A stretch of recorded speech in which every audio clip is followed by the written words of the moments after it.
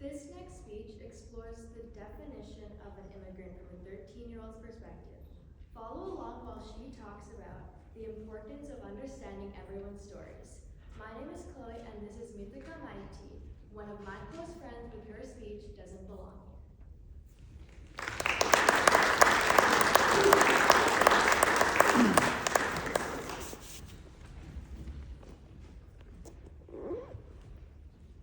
Three knocks on your door. Turn into banging. Turn into the sounds of yelling and shouting while officers wearing a bulletproof vest grab a child, holding their favorite stuffy because that child is a criminal. Of course he is. His skin is a little darker than yours. He can't pronounce his T's the same. His culture is too loud, too different. Obviously, he doesn't belong here. The concept of an experience like that is downright horrible. But what's unfortunate is, according to Lemke Institute, in the year 2025, 75,000 immigrants had to face this reality, the reality of unlawful deportation. But why?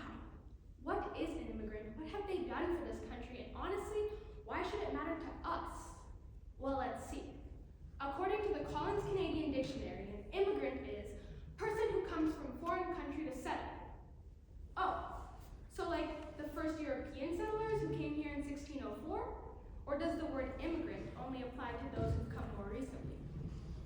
An immigrant to me is a hard worker, or a lazy one, a strong, independent, A+ student, or a kid who's barely passing. My point is, immigrants can be whoever or whatever they want to be. The title immigrant simply signifies that the path they took to be here might not be the same as yours. Well, all that, and we still don't know how immigrants affect this country. Well, information from Statistic Canada told me that immigrants make up 80% of the labor force. They are quite literally the pillars of society, keeping the gears of the system turning. But let's get more specific. I have a feeling everyone in here has used the internet. Well, according to rescue.org, much of the web's existence goes to Nigerian refugee Philip Emeagwali, who created a formula that allowed multiple computers to communicate with each other. Or Russian immigrant Adolf Levin, who's the reason you can get your perfectly shaped donuts every morning. From the invention of Google to the concept of blue jeans, immigrants are achieving great things, but should anyone have to prove they belong? And then it circles back to why should this matter to us? Well, immigrants are all around us, but that doesn't mean we always feel seen. I'm not going to stand up here and preach about embracing your culture, not shying away from your identity, as if I have always followed those rules.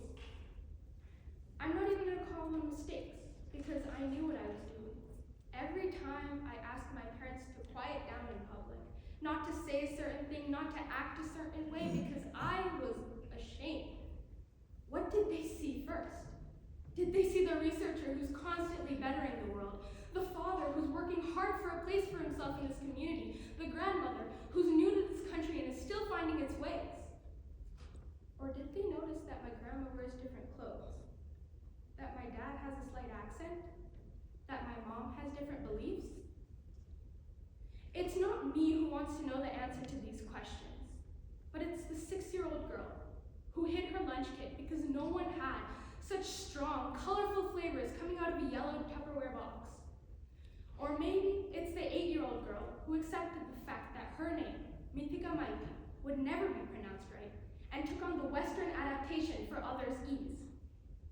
Or maybe it's the 10-year-old girl who gets asked, no, where are you really from, when she mentions how she was born in Canada.